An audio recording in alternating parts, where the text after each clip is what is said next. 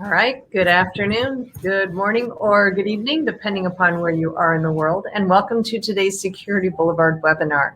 I'm Charlene O'Hanlon, moderator for today's event, and I welcome you. We have a great presentation, a great conversation on tap. I'm really excited about this one, but before we get started, we do have a few housekeeping items we need to go over. First of all, today's event is being recorded, so if you miss any or all of it, you will have the opportunity to access it later. Following today's conversation, we will be sending out an email that contains a link to access the webinar on demand. And we are taking questions from the audience, so if at any time during today's conversation you have a question for either of our speakers, please don't wait, don't hesitate. Just use the question and answer tab there on your interface and submit your question, and we will try to get to as many as we can during the webinar. We also have a very interactive chat feature, so we do encourage you to chat us your questions, comments, suggestions, whatever you want to share with us. Please send it on over via that chat, and we will hopefully incorporate it right into the conversation. And also at the end of today's webinar, we will be doing a drawing for 4 $25 Amazon gift cards. So please stick around. Hopefully you'll be one of our 4 lucky winners. All right, with that, let's go ahead and kick off today's webinar, which is avoiding a cloud security collision with policy-based automation.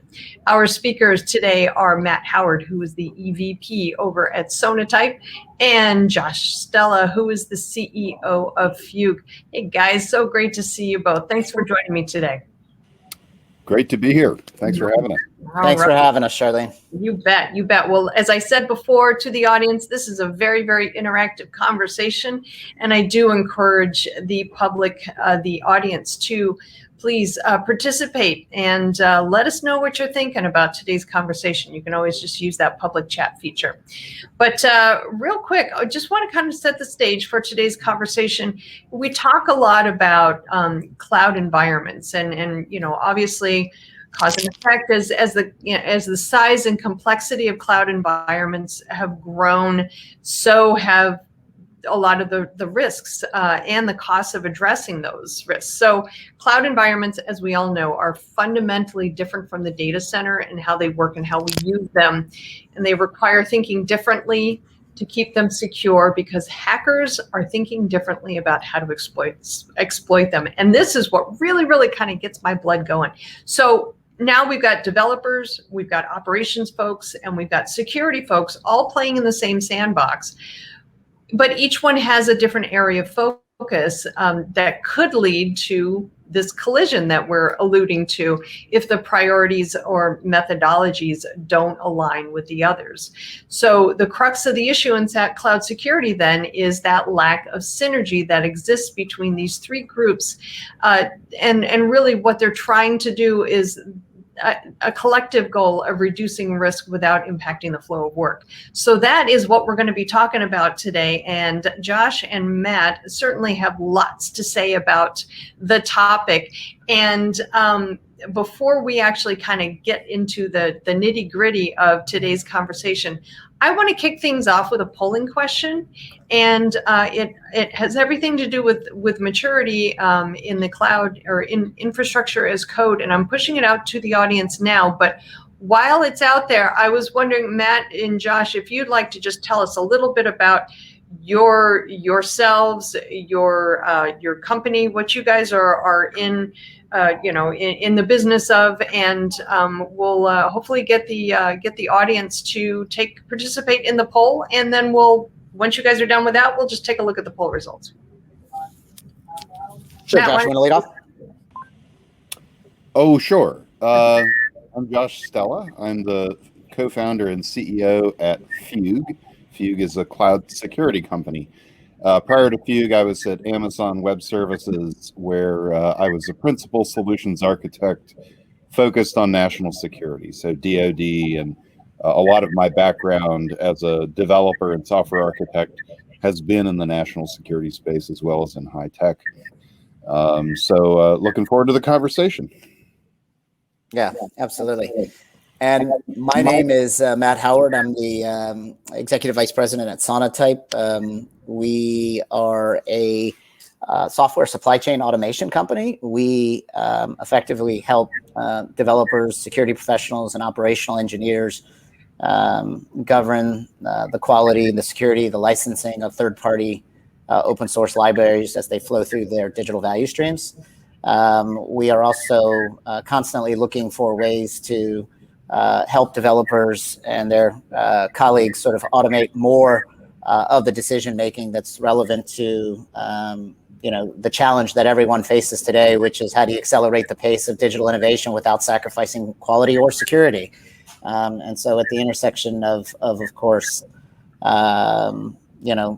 building software and running it in public cloud infrastructure, this is a great conversation. I'm excited to be part of it. And thanks again for the opportunity.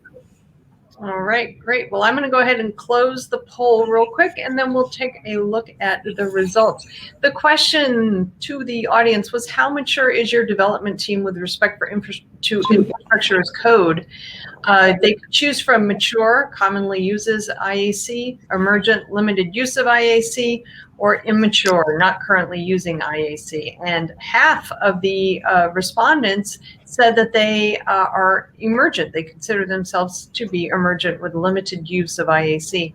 30% said they are immature, not currently using it, and then 20% said they are mature, commonly using it, or utilizing it. So throwing it out to you guys, if you want to go ahead and comment on these responses, how does that kind of frame your conversation today? Well, Matt, they did better than we thought. Right? We've got a good crowd here today. We both thought this would be a little less IAC maturity among the group, so that's really great to see. Yeah, I would say my expectations were probably, like Josh said, good to see the level of emergent use, I would say, because it's obvious, I think, based on our experience, partnering with Fugue, that infrastructure as code is early days, but definitely a rising tide. Yeah, and for the 30% that aren't using IAC, just a little background on kind of what IAC is and why it's so central to this conversation. Infrastructure as code are programs that configure and make infrastructure. So you might have a function that instead of checking somebody's password, it builds a network in a cloud environment.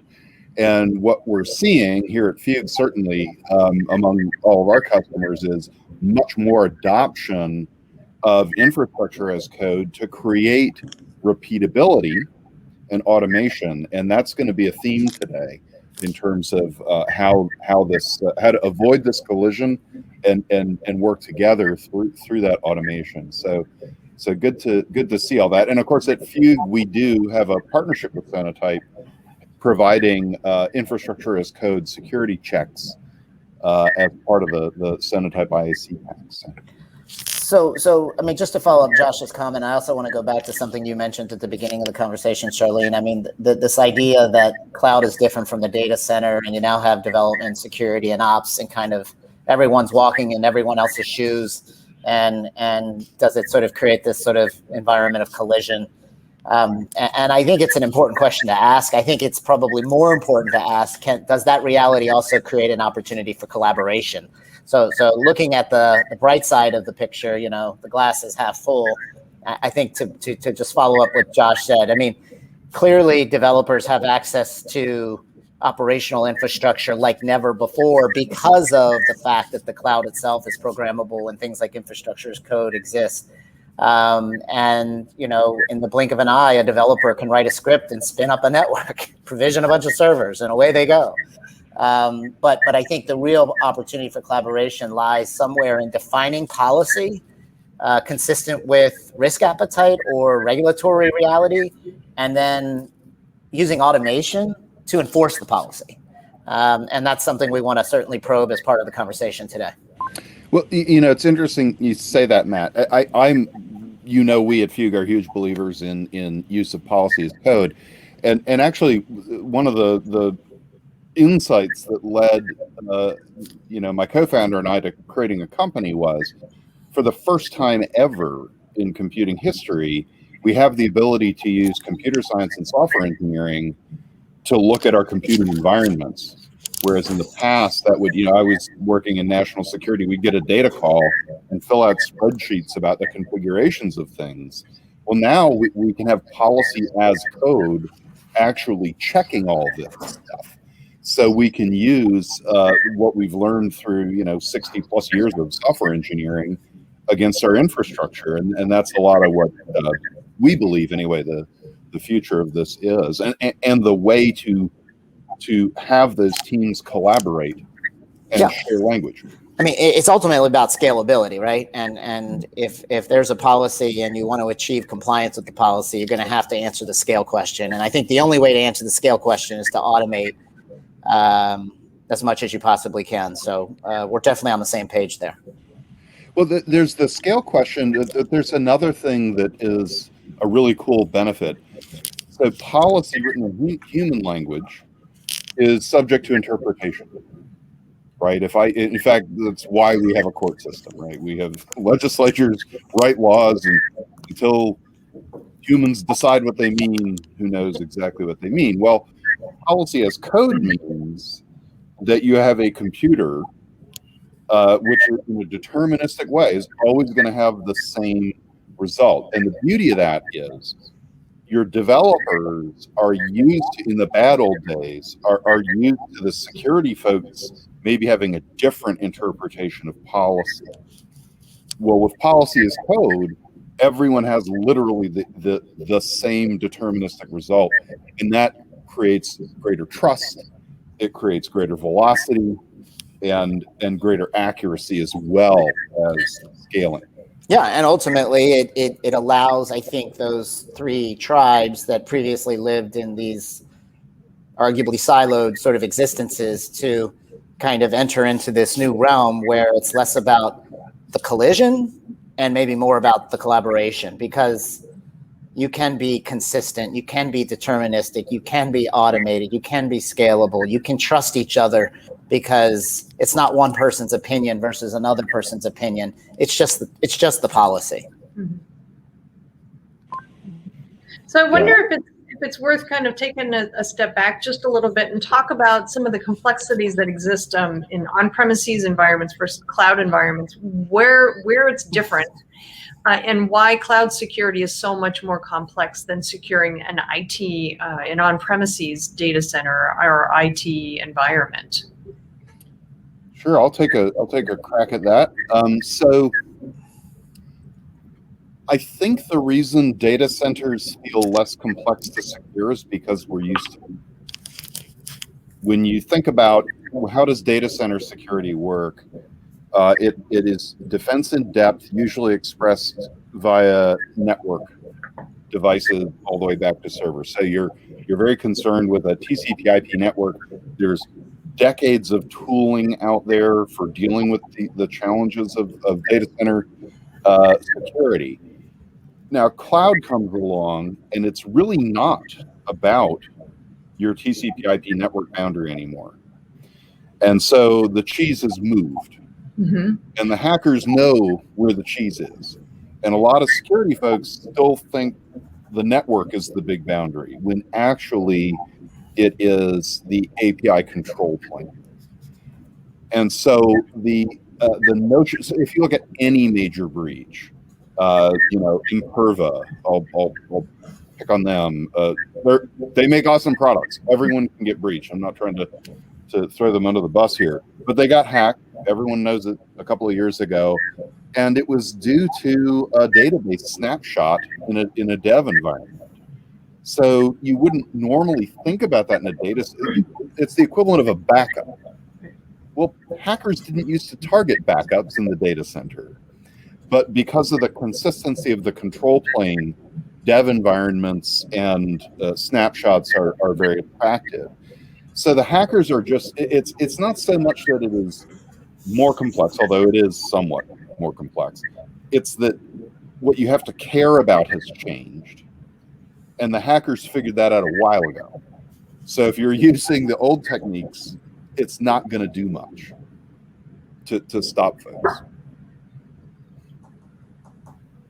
Do you think that, also when we're talking about a cloud environment, obviously that means that, to your point, Josh, we're not talking about an on-premises data center that has definite like boundaries to the network.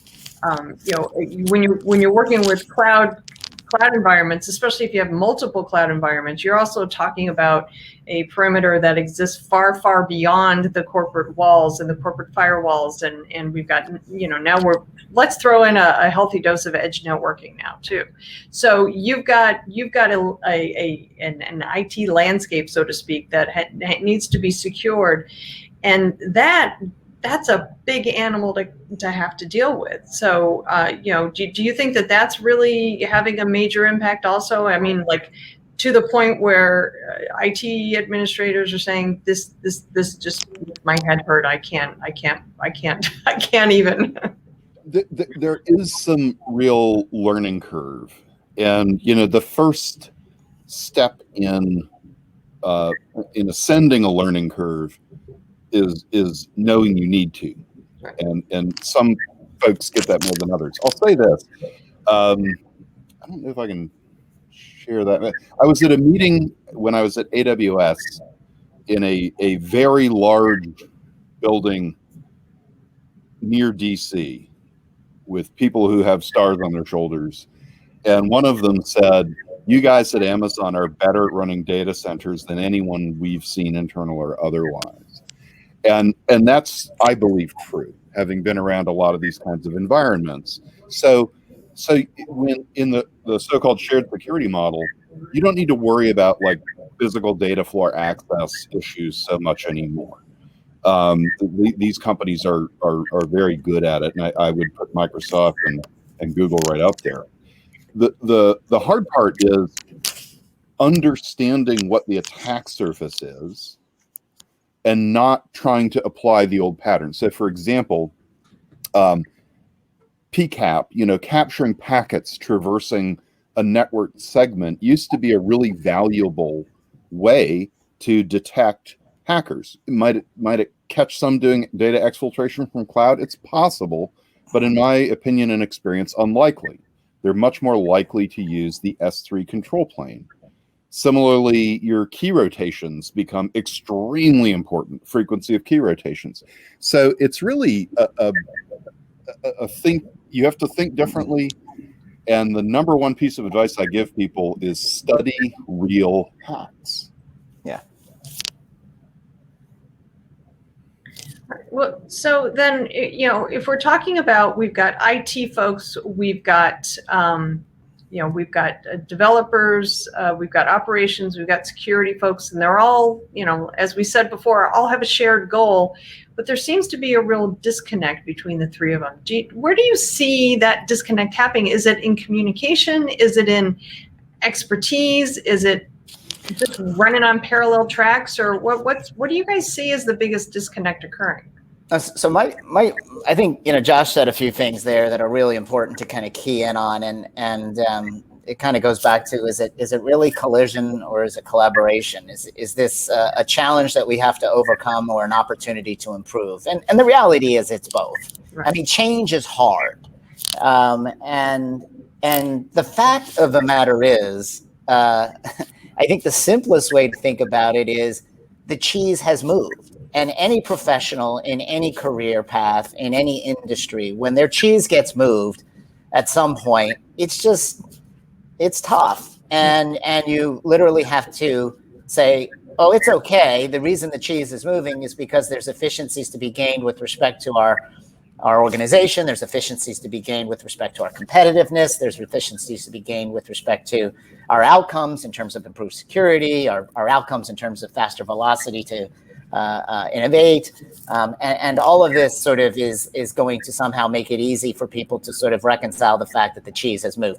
I mean, that's unfolding as we speak. People like to talk about this sort of dynamic as sort of somehow challenging culturally, and I think it's true. It is absolutely somehow challenging culturally, but the fact of the matter is, the cheese has moved for a lot of really good reasons, probably not the least of which is that the largest public cloud service providers in the world, are generally widely recognized to be the best at what they do, not just by folks in Washington, D.C. and big buildings with stars on their chest, but by pretty much banks and insurance companies and hospitals. And so this idea that, like, let's go to the public cloud from an IT operational perspective because, we want to move people's cheese. It's just not that. It's we want to get there because we all seek the same outcome, which is lower cost, better performance, better reliability, better uptime, better support for our developers, enabling developers to be more, I think, collaborative in the innovation and security process. Because as we've already talked about here today, it's less about securing the perimeter and the network. And it's much, much, much more about securing the code and the application and the compiled application, right? I mean, so I think application security, generally speaking, in the old data center world kind of got, dare I say, short shrift with respect to network security, endpoint security, and perimeter security. Mm-hmm. And in this sort of new world where I would argue it's perimeter less. What perimeter? Right. The perimeter is the code. And so that sort of begets this whole mindset shift, and let's go left and let's think about how to empower and enable developers into this workflow so that we're securing the things that we know are ultimately potentially exploitable on the control plane that Josh touched on earlier, which increasingly is the software, it's the application. Makes sense. Yeah, I mean, it's an opportunity to, what we've been talking about with our prospects and customers and seeing our customers really pull off is security can become a tool vendor instead of a toll booth operator. And, in the past when it had to be done manually because you have to do those data calls and you have to interview and you don't have policy as code, you have policy in a notebook somewhere in a binder. They're gatekeepers. They are friction. And I would say the number one reason cloud is so awesome, you can save money if you know what you're doing there. The number one reason is you can go fast. Yeah. You can change your mind and learn and adapt to that learning. So what you're looking to do if you're thinking in terms of digital transformation and you're concerned, either you're a new company who's doing something super innovative, or you're a company who has a lot of position in the market already, and you don't want to get eaten up by that newcomer. You want to go fast, and so reducing that friction through automation and through having all the teams, dev, op, and security. And those might not be separate teams depending on your organization anymore. We love it when they're converged. But, what you're really looking for is to know quickly, to share accurately, and to therefore be able to correct and decide quickly so your business goals can get met. Yeah. Yeah. I mean, ultimately, we have a saying at Sonatype with respect to security, finding ways to empower developers to become better partners in the security process. And it's about enabling them and the value stream with guardrails and not gates. And I just want to go back to the statistics and kind of the early commentary in this conversation. We saw 20% of the respondents in this discussion sort of, in some form or fashion, mature with respect to infrastructure as code. That would imply that 20% of these organizations have sort of gotten comfortable with the fact that the cheese has moved, and we now want to create some level of quote unquote guardrails to empower developers to become part of the solution as a collaborative partner. And 50% are emergent. That would imply that those organizations are struggling with the fact, or just maybe reconciling the fact that the cheese has moved, and they have to kind of get comfortable with it through some set of transformation and change, which is hard. And then 30%, are immature and not yet there. And that's okay. I think that probably accurately reflects some form of reality, but definitely the guardrails over the gates. And that goes back to, it's easy to say, but then how do you really sort of create guardrails that everyone trusts and that perform the function reliably? accurately with, the right quote unquote governance and security outcomes in a way where, let's be honest, the developers aren't feeling any sort of friction, because nobody wants to be responsible for friction with developers. As a developer, and as a very security-minded developer, I will say that much of our reputation for not appreciating being audited and so on is fair. Like, that's not fun, right? The way developers tend to work is their tools are going to give them a ton of feedback about their choices. So in the most basic form of this, I was just over the weekend, I've been doing cloud stuff for a decade. So I'm like, you know what? I'm going to go back to like x86 assembler and just goof around with that this weekend. So that makes one of us, Josh. So I don't remember this stuff from 20 years ago. So my tooling is telling me where I'm wrong, right? That's the normal developer practice. We're not like, well, I've met some that are masterminds and sit down and write code that runs, but the vast majority of us make mistakes, and the tooling tells us. And that's a very comfortable workflow for engineers, for developers. And policy as code for the first time allows that on these security infrastructure issues. So it's not as a developer that I want to make insecure stuff. It's that I'm not going to become an expert on cloud hacking. And therefore, I don't know that if I put a IAM role association on an EC2 instance with S3 list, I could be in big trouble. That would not seem to be a problem.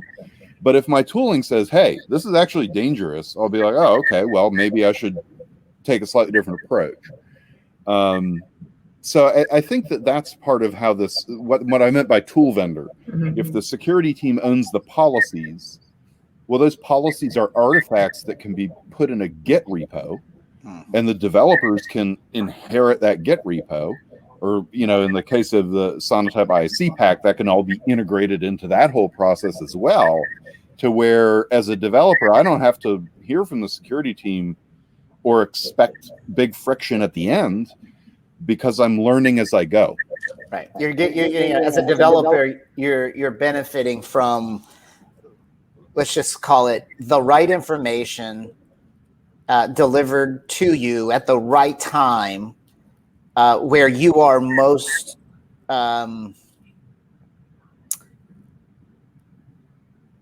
well positioned to appreciate the feedback, and the feedback feels friendly, not in any way invasive or out of context. It's like, yeah, thanks. I appreciate the feedback with respect to this particular script that I wrote and this particular configuration, because I certainly don't want to be responsible for doing something that would cause us to be, exposed or exploitable in a, cloud environment. I'm so glad that you made this known to me at this point in time. And that guardrail gets viewed by the developer as, something that really does make their lives better, as opposed to any sort of friction or, governance control process that isn't sometimes welcomed by some in the developer community. But I ultimately think that kind of automation is the power. It's an interesting sort of leverage point for both making the developers more productive and allowing the governance community and the security people to sleep more comfortably at night.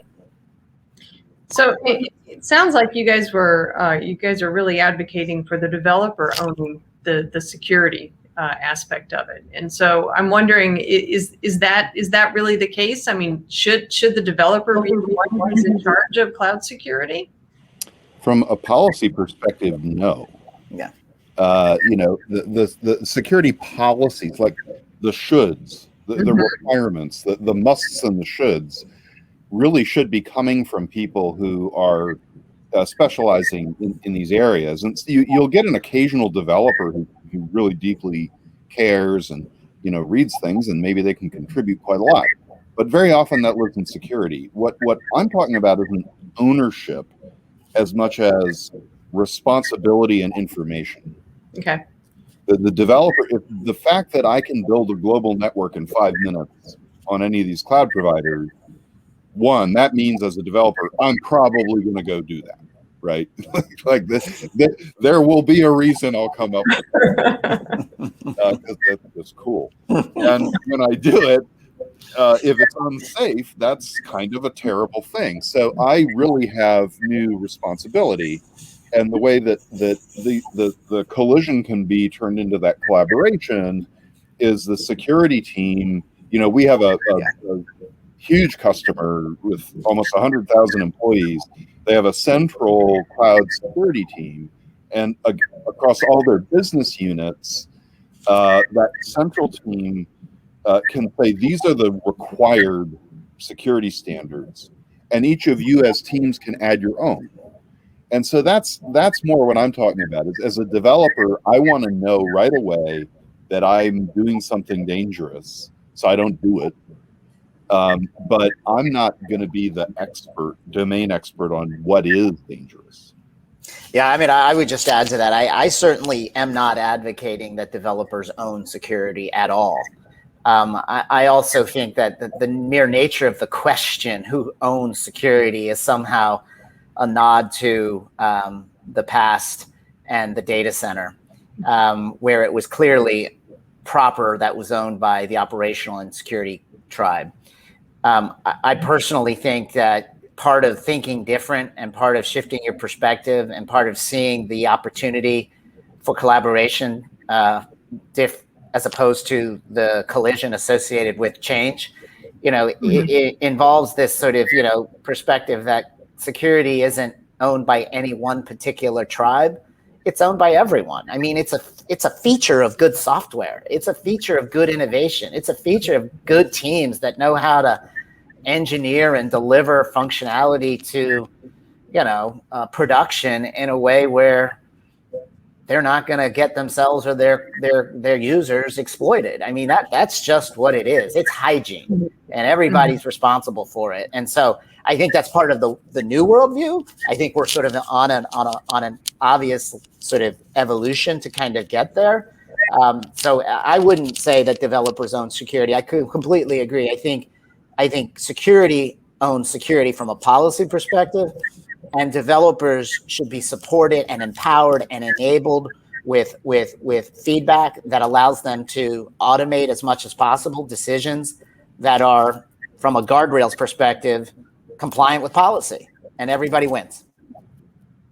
Just don't do this. As long as you just don't do this, we're good to go. Don't touch that button, and everything will be fine. Just so with that in mind, then we're talking about incorporating security into the software development lifecycle, software delivery lifecycle.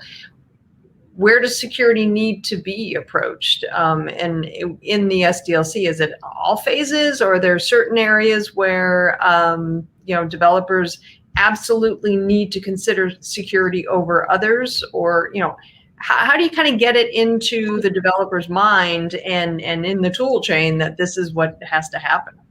Well, so Josh, I just want to just quickly make a point there and then let you go. But I mean, I personally, and I've shared this with you in the past, Charlene, I know Josh has heard me say this before as well. I mean, I could be way off base here, but I think the conversation in our industry right now about shift everything left is kind of passé. It's easy to say. It doesn't mean anything. If we want to be practical about where we are in the journey that we're on, I think you have to think as much about how to shift security left as we are shifting development right, and as we are shifting arguably operational infrastructure from physical servers at the bottom to cloud services at the top. So it's left, right, up, and down, and I think there's so much focus on the shift left concept from a security perspective, and I understand it. It was easy to visualize, it was easy to imagine, and certainly there's been a lot of great work brought to bear in that exact workflow, and Sonatype has done much of it ourselves with respect to helping developers make really sound decisions, all the time with respect to third-party libraries. And it's helped, I think, sort of the vision come to focus. But there's still a lot more to do. And simplifying the conversation around simply shift left, I think does a disservice to this idea that, it's the cheese has moved and it requires you to think more broadly than just that. I completely agree with everything you just said, Matt. I mean, in my mind, security is a subset of correctness. It is, are you making a thing that does what is intended, for whom it is intended, and only that? So it's kind of like asking, where does that belong? So, well, where do you want to be correct and where is it okay to be wrong? Right.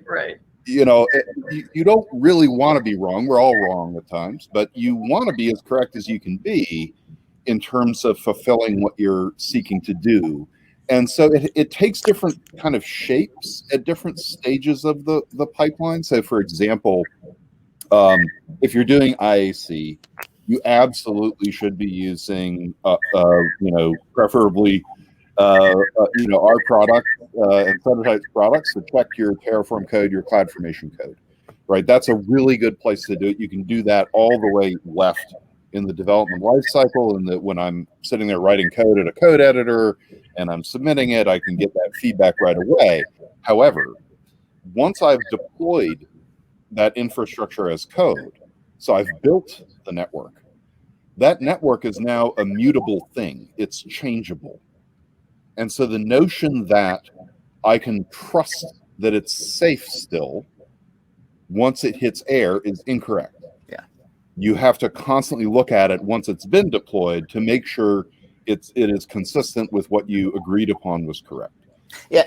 So, hey, Josh, there's a great question here. I was wondering if you could touch on it, because I think it goes to this conversation that you and I have had in the past about shifting left and right, or up and down for that matter. But the question was from Andre. Can you elaborate on what is left and what is right? And does infrastructure as code in this example you're using right now represent the, if you will, a shift right, or how do you see it? Yeah, so typically what people mean by left and right in the SDLC, the software development lifecycle, is all the way to the left is when you're talking about, requirements or what you're designing, and all the way to the right is a running system. And so there are a bunch of steps, right? And they're variable steps across different organizations. People have different SDLCs. So from an infrastructure as code perspective, there's lots of ways people implement this, but let's take a really simple example where the same team that's writing application code is writing CloudFormation to deploy that code. So for example, at Fugue, we build almost everything using Lambda, functions as a service. So we don't manage servers or any of that. So our developers are writing CloudFormation for deploying their functions. Well, in that model, you're definitely pretty far left when you're analyzing these code templates, because it's a natural part of the development process. I've seen organizations where infrastructure as code templates are kind of parked in a vending machine, if you will, and you don't really write your own. You select from a library, so that you can get into some complexity. But I think it's also important to point out, and I was missing these questions, and I see some others too. But I think it's important to point out that what we're talking about here, and it felt like a very natural thing to do, is preventative security. And in cloud, doing like catching somebody in the act of hacking you, you're not going to do that successfully. I can pretty much guarantee.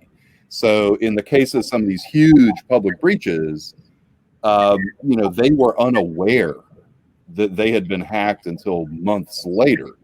So that's another difference from the data center, and why Matt and I are talking so much, all three of us are talking so much about how to not make mistakes that expose you to risk, because the hackers, the blast radius of these breaches is nasty. I mean, they can get a lot of stuff very quickly that you won't notice.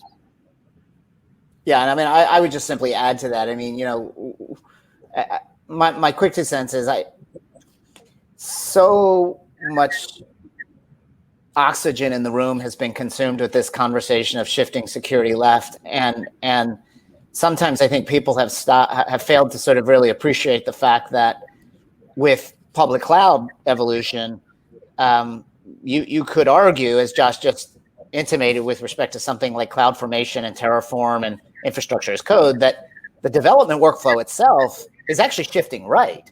I mean, I at some point, I think, years gone by, waterfall native development life cycles, the race from first line of code to production software was a marathon, 26 miles. It became a half marathon. It became a 5K. And, in some organizations today, the distance between the developer writing, a line of code and production is a 100-meter dash.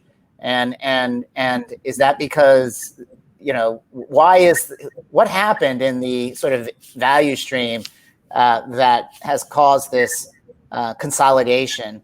Well, there's lots that's happened. And as much as security and policy and risk management has shifted arguably from traditional operational roles into more of a development workflow, I think it's equally true that traditional functions that were done by operational engineers, are now shifting right from the developer's perspective. And so it's just a simple way to think about it. There's another good question here, Josh. I wanted to sort of just get your quick take on. Doug Fierro asked it. He's saying, for organizations in regulated industries, which is something I know you care a lot about at Fugue, so do we at Sonatype, who have to periodically certify access and audit access in the cloud, what are the options for connecting non-human machine identity access to the workload? And sort of, the example he gave here is a Lambda function with some identity access management role. And what's your quick perspective on something like that? Yeah, so if I'm understanding the question correctly, it's around how to grant access for that access and auditing Right. of the environment. I mean, that's certainly something that we've spent years doing in as secure a way as possible. This is one of the things we do at Fugue. This is not a product pitch kind of session, but we do this, and we do it in a way that is least permissive for access to that information and keeping track of it. I hope that's the short answer is, well, I've already made it not a short answer. The slightly longer answer is that you really have to be fine-grained in your IAM privileges for these things and not overly broad. Overly broad permissions are how hackers. But is that so? I guess my question, sort of, I'm curious, is that not another opportunity to define in policy what should be permitted and not permitted? Of course, yeah. Fugue is full of policies that consider that. So yeah, definitely. I mean, if you can't consider identity and access management in the cloud is kind of the new network, and you really have to be able to introspect that. That's right. There's one other question here. Mike asks, where to study real hacks? I read a little frustration into this quote that there's not a lot of information out there. Yeah, that's true. My advice as somebody who does a lot of studying hacks and recreating them, and by the way, if you go to Fugue's YouTube channel, there's a bunch of videos of classes teaching those kinds of hacks. The best source I've found are Department of Justice complaints, because you tend to get real data. So your mileage may vary, but that's where I don't know of a single aggregated location, but those tend to be really good. So Mike actually just put in another question that it might be interesting to look at as well. Isn't it true, no matter how far left security has shifted, that supply chain incidents, especially of a team's development build tools, throws a monkey wrench into that plan? And isn't security about constant awareness? I mean, it's a great question. I think the short answer is regardless of how much we do to create guardrails to empower developers to become more collaborative in the security outcomes that manifest downstream in production, it's inevitable that people are going to get it wrong. The guardrails won't be perfect, and people are still going to get breached. The question is, can you improve your posture such that there will be fewer breaches? Can you improve your posture so that it's less expensive? Can you improve your posture so there's less friction with respect to release velocity, innovation velocity? And is any or some of that possible by empowering these developers? And I believe, and we've seen at Sonatype in our customer base, north of 1,500 organizations, every day, real world examples of exactly that. I would also submit that his question is kind of pretty profound when we all stop and think for just a moment about what transpired with SolarWinds. And, there was something sort of arguably pretty novel, maybe very novel, with respect to this again, often used term of supply chain attack, software supply chain attack. Again, it's a conversation and a topic that's very near and dear to our heart at Sonatype. And just for reference, sorry for the brief commercial, but we're about to publish in the next 2 weeks our 7th annual State of the Software Supply Chain Security Research, which kind of touches on this exact question. So be on the lookout for it. But I think he's right. I mean, there's a lot that has to be done to avoid that's just sort of, I say, grapple with, understand, and potentially create new types of guardrails that would allow someone to have understood in an automated way what really transpired when the bad actors compromised the build server at SolarWinds. And I'm not saying that we're there as an industry, but it's a perfect example of how arguably innovative black hats can be, and the challenge that they present to us in the white hat ecosystem to respond quickly and creatively. Yeah, I mean, I think that's a really good answer. I would, the way the question is worded throws supply chain incidents throw a monkey wrench into that plan. Isn't security about constant awareness? I think the question of a monkey wrench versus a grain of sand is dependent upon the particular event. And if a state actor who is sophisticated in cyber warfare targets you, it does not matter who you are. They will hack you. They will monkey wrench you. They will monkey wrench you. And they will do what they want. And state actors make mistakes too. I don't know if you saw the news today about the fundamental insecurity in an encryption algorithm. I believe it was because one of our TLAs had found a backdoor. Well, guess what? The hackers did too. So if you're being targeted by the Chinese army or the Russian pseudo-governmental hacker groups, they're going to get you, okay? The question is, what's the blast radius? And is it a question of constant awareness? Yes, of course it is. And in fact, one of the things that we tend to focus on and that I teach a lot is that hacking is 90% discovery and defending is 90% knowledge. And that's an evolving thing. So it's nothing to get discouraged about. It's, something to keep working on. As far as commercial software vendors that are not open source, that's where it's hardest to see potential supply chain attacks. And I would be tougher on them. I'm saying this as an independent software vendor. Be really hard on your vendors and make them prove to you, especially if their tools are asking for. I'm shocked sometimes at what people will put on their devices as agents. And do you know what that's doing? Like what I could do with that? So be tough on the industry, because without that, there won't be economic pressure to fix these things. Yeah, makes sense. So guys, we are about just about 10 minutes to the top of the hour, 11 minutes actually. So I just wanted to do a time check, but I also wanted to kind of throw this question out to you guys. It's a general question. How can we prevent cloud security threats? This is from Basanta. And what are the countermeasures in cloud security? Which actually is part and parcel to a question that I had is where, is security, cloud security specifically, something that really at this point is kind of best left to the technology? I mean, do humans actually still kind of have a role in securing the cloud, or is it something that we're really going to have to depend on cloud because or technology, because cloud is not as real time, if you will? We don't have that visibility real time in cloud security and cloud environments that we do in on-premises environments. I mean, I would argue we have better visibility.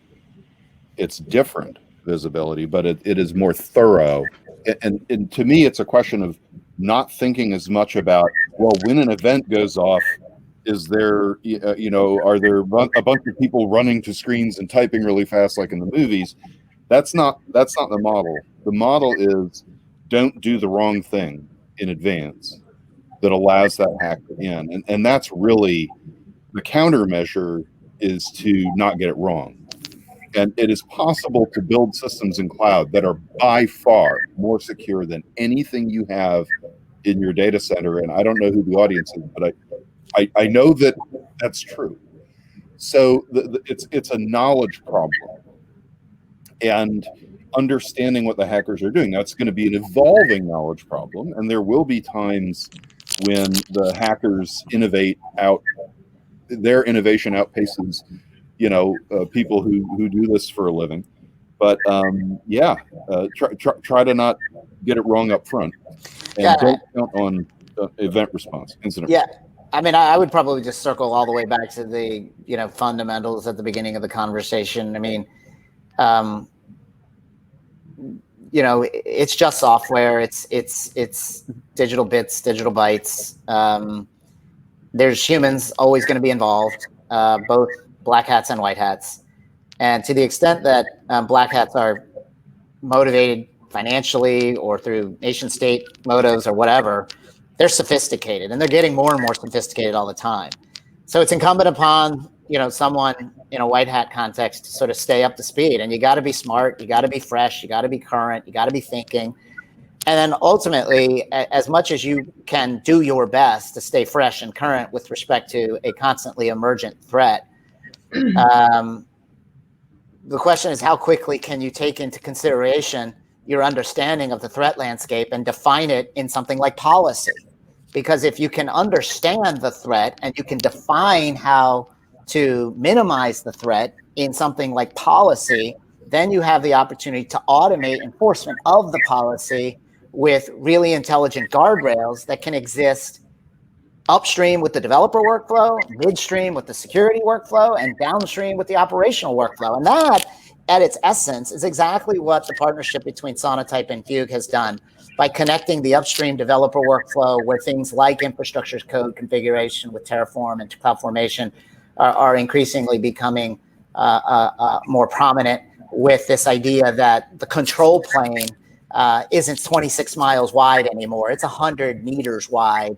And we are all responsible for, I think, being smart and being proactive as best we can to a threat that's constantly emergent. So there's always going to be people involved. I think the answer is that the people will increasingly be responsible for understanding the threat landscape and defining countermeasures in policy, and then tools and machines will, in an integrated workflow, kind of enforce the policy in an automated, scalable way. And my 2 cents is, I think that's how I see the future, and it's why certainly enjoyed the conversation today with all of you and Josh, and I'm excited about the partnership between Sonatype and Fugue.